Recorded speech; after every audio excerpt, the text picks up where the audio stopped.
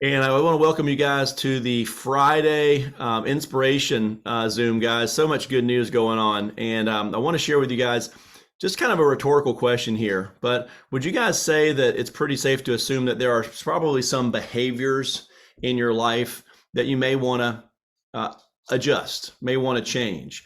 It could be in your reading habits. You might want to read more and get more consistent with that. It could be in your in what you eat. Could be in your eating habits, right? It could be in your relationship habits. Maybe you want to get a date night going with your significant other this year once a week. Highly recommended. Maybe it's your health. Maybe it's getting to the gym and getting 30 minutes of cardiovascular activity, just getting out and walking, if not actually going to a gym and lifting weights. So maybe you wanted to do. You've read that how doing cold showers and having a certain amount of that can really lower the blood pressure and help the central nervous system and help your just the incredible health benefits from that.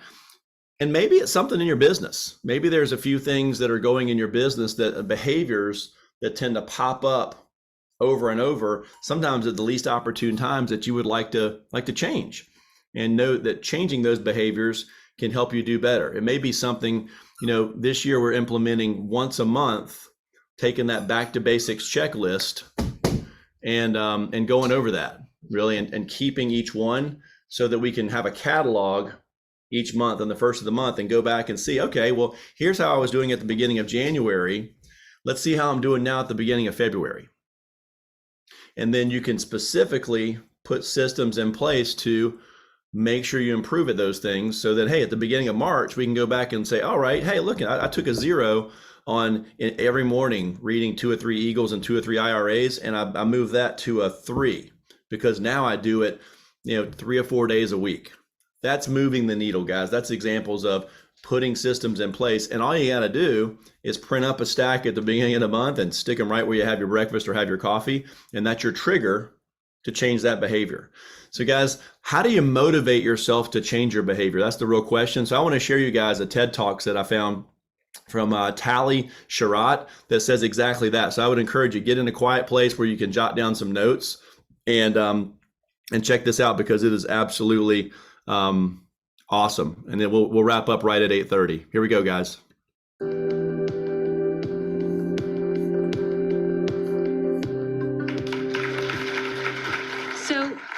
Some behavior that we would like to change about ourselves. And we certainly all want to help someone else change their behavior in a positive way. So maybe it's your kid, your spouse, your colleague. So I want to share some new research with you that I think reveals something really important about what gets people to change their behavior. But before I do that, let's zoom in on one strategy that I think you probably use a lot. So let's say you're trying to stop yourself from snacking. What do you tell yourself? Well, most people's inner monologue will say, beware, you'll be fat. And if this was your kid, you would probably tell him that smoking kills, and by the way, he's in big, big trouble. So what we're trying to do here is we're trying to scare ourselves and others into changing their behavior. And it's not just us. Warnings and threats are really common in health campaigns, in policy. It's because we all share this deep-rooted belief that if you threaten people, if fear is induced, it will get them to act. And it seems like a really reasonable assumption, except for the fact that the science shows that warnings have very limited impact on behavior. So graphic images on cigarette packets, for example, do not deter smokers from smoking. And one study found that after looking at those images, quitting actually became a lower priority for smokers. So I'm not saying that warnings and threats never work, but what I'm saying is that on average, they seem to have a very limited impact. And so the question is why? Why are we resistant to warnings? Well, if you think about animals, when you induce fear in an animal, the most common response you will see is freezing or fleeing, fighting not as much. And so humans are the same. So something scares us, we tend to shut down and we try to eliminate the negative feelings. So we might use rationalization. So for example, you might tell yourself, my grandpa smoked, he lived to be 90, so I have really good genes and absolutely nothing to worry about.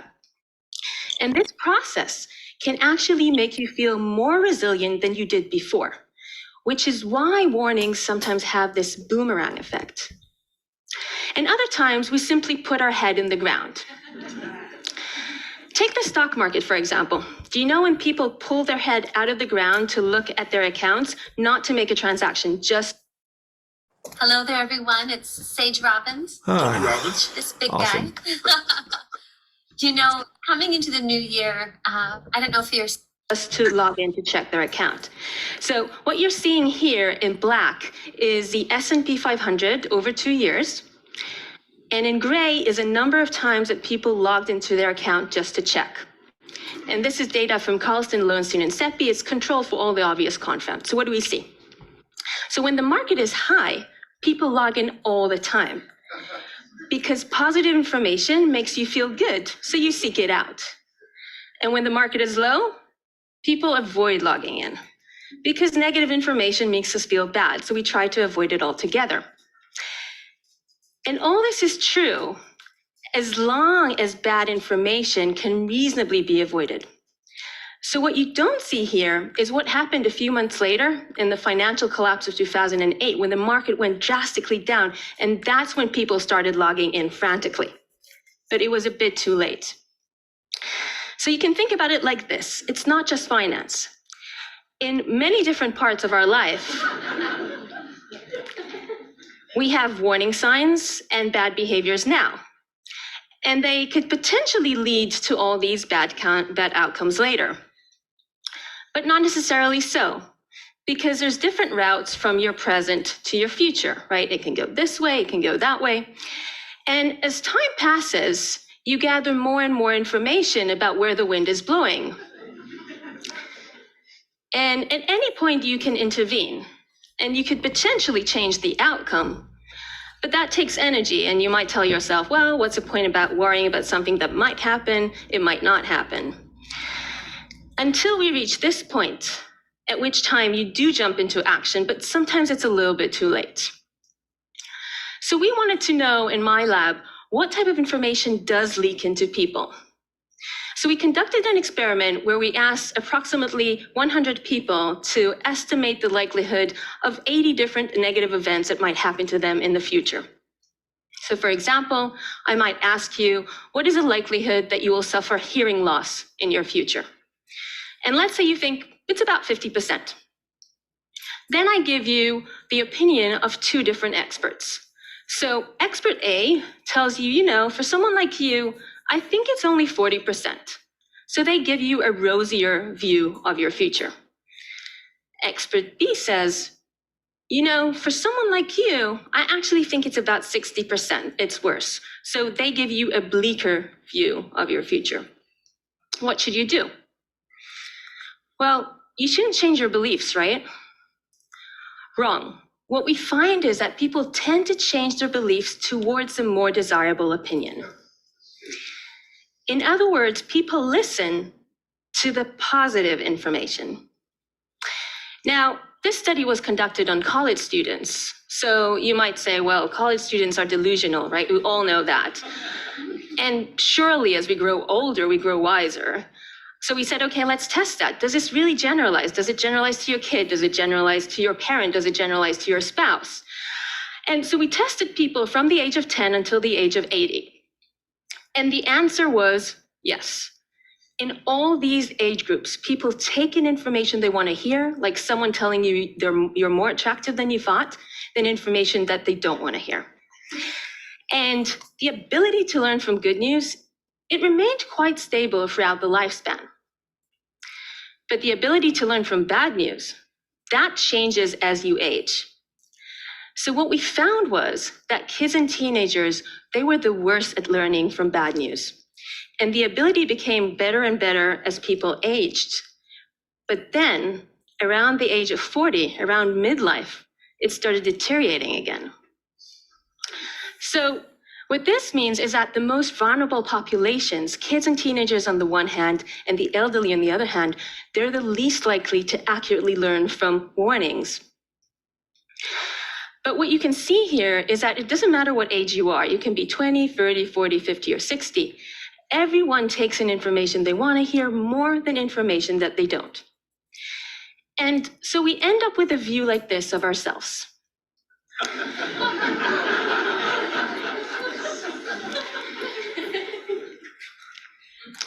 And our mistake as teachers, as mentors, as employers, is that instead of working with this positive image that people so effortfully maintain, we try and put a clear mirror in front of them.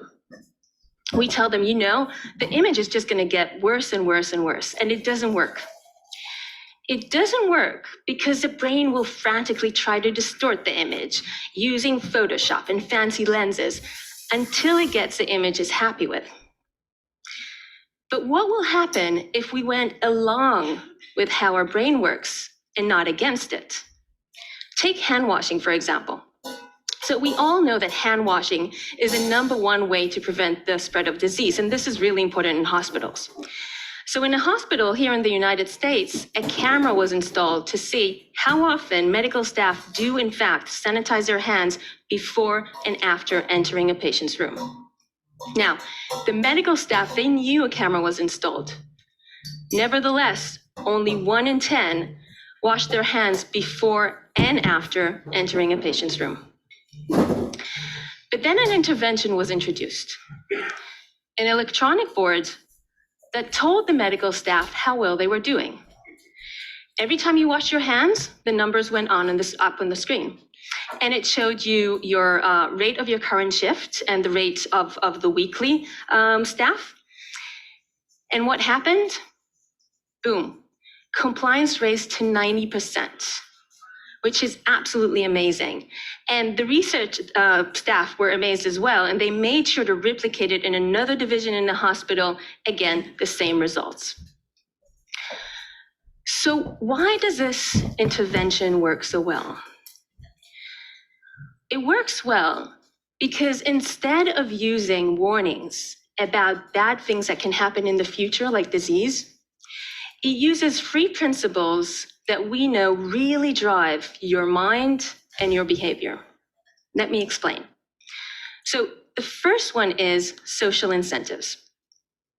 In the hospital study, the medical staff could see what other people are doing, right? They can see the rate of the shift, the rate of the week. We're social people. We really care what other people are doing. We want to do the same and we want to do it better. This is an image from a study that we conducted led by PhD student Micah Adelson. And what it's showing you, it's a signal in the emotional center of your brain when you hear about the opinion of others. And what we found was that this signal can predict how likely you are to conform at a later time, how likely you are to change your behavior. So the British government are using this principle to get people to pay taxes on time. In an old letter that they sent to people who forgot to pay taxes on time, they simply stressed how important it was to pay taxes, and that didn't help. So then they added one sentence. And that sentence said, 9 out of 10 people in Britain pay their taxes on time. And that one sentence enhanced compliance within that group by 15%. And it's thought to bring into the British government £5.6 billion. So highlighting what other people are doing is a really strong incentive. The other principle is immediate rewards. So every time the staff washed their hand, they could see the numbers go up in the board, and it made them feel good. And knowing that in advance made them do something that they otherwise may not want to do. Now, this works because we value immediate rewards, rewards that we can get now, more than rewards that we can get in the future. And people tend to think it's because we don't care about the future, but that's completely wrong. I mean, we all care about our future, right? We want to be happy, we want to be healthy in the future, we want to be successful. But the future is so far away. I mean, maybe you'll behave badly now and you'll be fine in the future. and maybe you'll be altogether dead.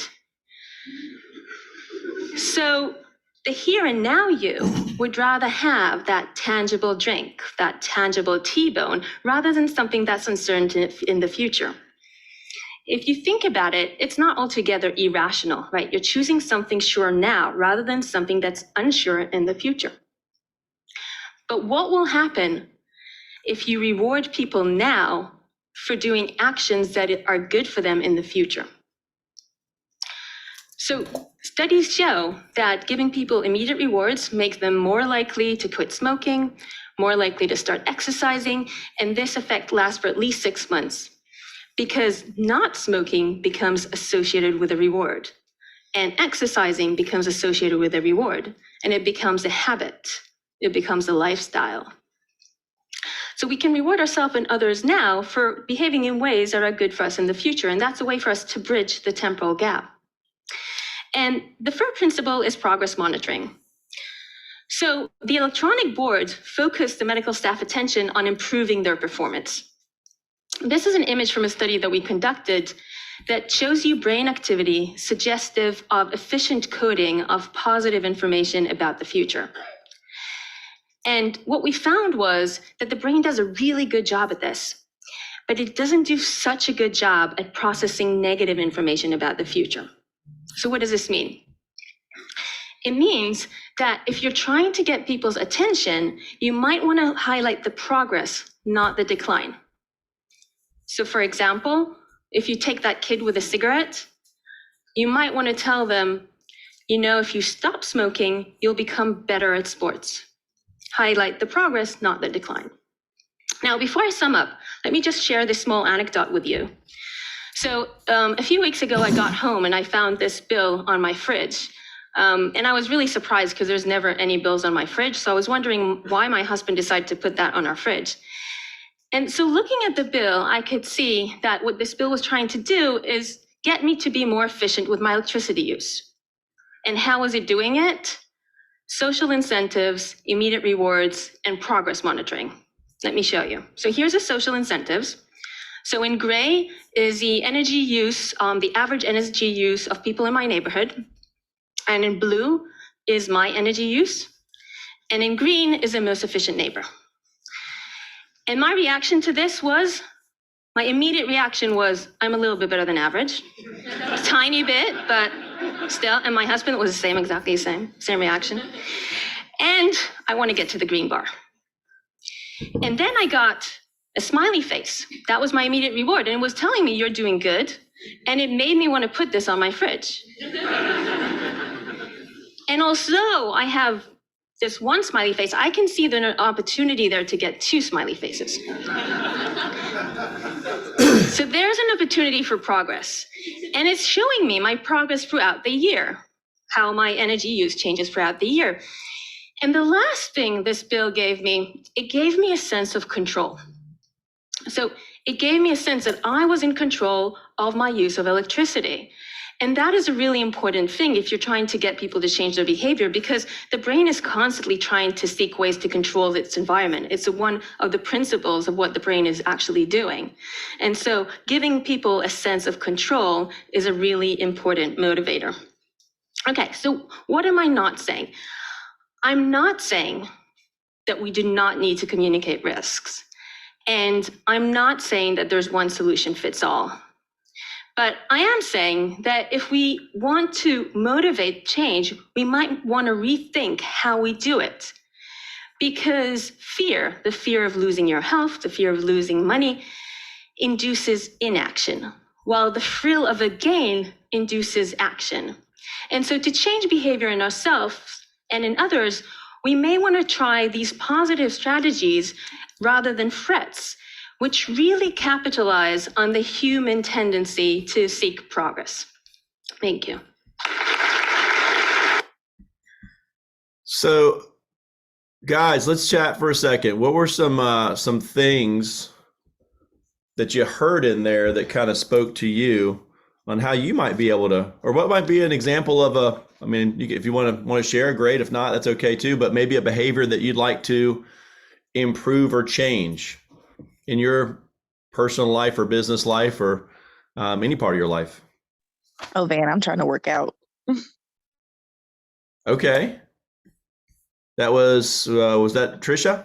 Yeah. Hey, When Trisha. COVID hit, I had like a desk job for USAA and I went from 170 to 220 and I've been trying and I've gotten myself down to 207, but it is hard. And like when I don't get my way, she's right. Like noticing the decline more so than my progress makes me down about it. There you go. The negative reinforcement can make us kind of avoid it and just not pay attention altogether, right? Awesome. Thanks for sharing that, Trish. I appreciate it. Who else? Caffeine. I'm trying to cut back on caffeine, Van. Okay.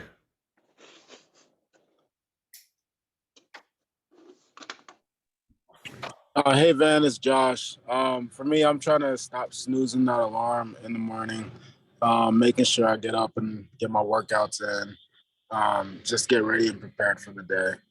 I've noticed that of lately I've been doing that a lot more, and I want to cut that out. Hey Josh, where is your alarm clock in your room?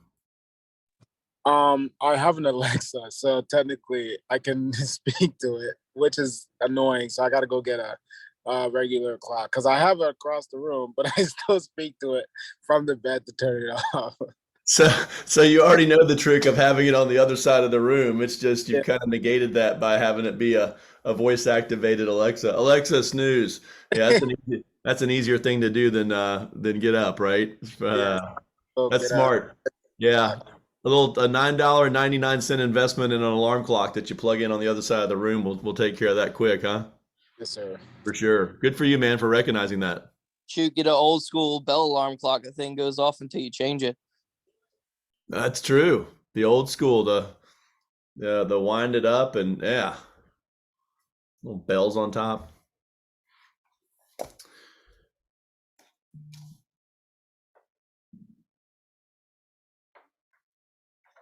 Anybody else? Did those three the three principles that drive behavior, social incentives.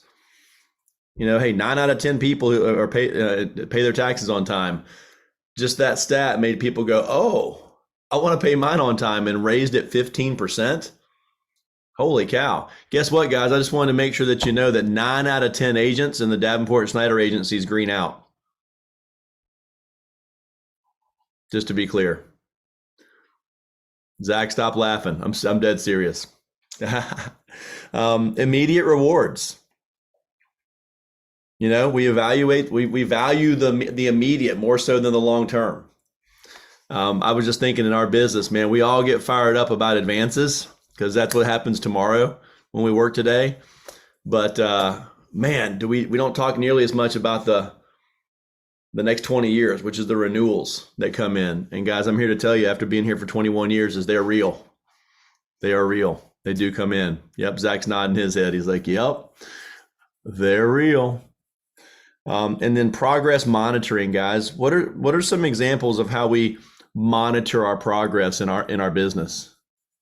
Canvassing chart. Canvassing chart. It's a great one.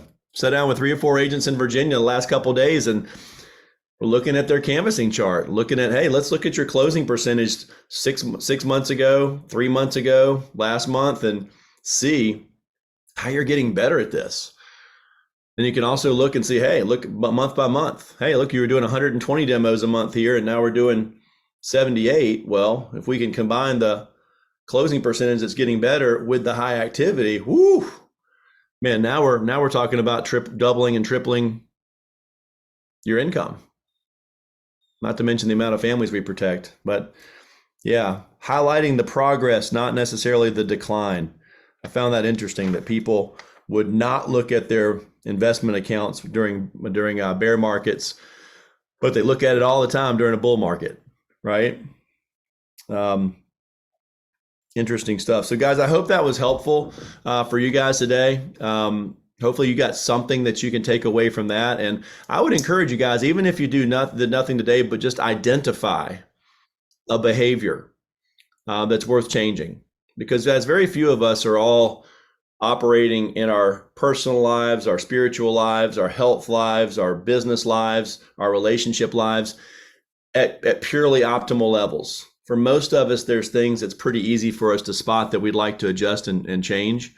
And whether you share those with us today or whether you keep those to yourself, I would encourage you to look at these 3 action items that you can that do drive change in behavior, and see if you can't do that. So guys, I would encourage everybody too, that this is the first week of the February sales month. So I'm hoping that everybody has taken a second go round at the back to basics checklist and seeing where, I guess we really just did it 2 weeks ago, so it's really not that far out, but just taking a look, we did do that 2 weeks ago to see where we were at on certain things. Is, hey, 2 weeks later, why don't you check and see, have you actually made any adjustments? If you have, catch yourself doing things right, because when you do catch yourself doing things right and improving, that's when the improvement gets that snowball effect in a very, really good way. So leaders out there too, as you are doing your weekly business reviews with your agents, be sure that you're unpacking those, pulling them out, and you are identifying growth opportunities. But even more importantly, giving some pats on the back for people that are doing the things right, because it's easy to catch ourselves and others doing things wrong. Catching ourselves doing things right is pretty important. So guys, have a great day today. It's Friday.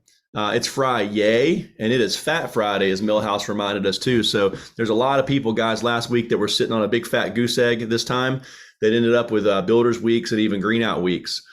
A lot of people that were sitting on a family or two protected for maybe 1,000 that ended up with green outs.